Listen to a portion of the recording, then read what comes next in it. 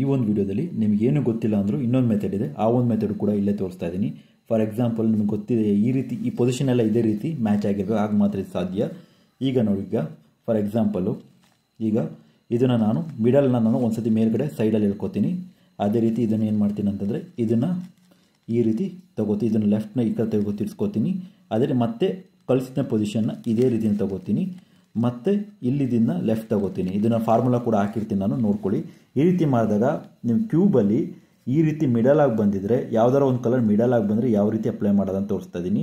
Same as it is ನೋಡಿ, ಈಗ same as it ನಮ್ಮ ಮಿಡಲ್ನ ಮೇಲ್ಗಡೆ ಎತ್ಕೊಂಡೆ, ಮಿಡಲ್ನ ಮೇಲ್ಗಡೆ ಇಟ್ಕೊಂಡೆ, ಈ ಕಡೆ ರೈಟ್ ಮಿಡಲಲ್ಲಿ ಮತ್ತೆ ಇದನ್ನು ಲೆಫ್ಟ್ ಸೈಡ್ ತೊಗೊಂಡೆ, ಮತ್ತು ಈ ಮಿಡಲ್ನ ಅದೇ ಪೊಸಿಷನ್ ಹಿಂದ್ಗಡೆ ಕಳಿಸ್ತೆ.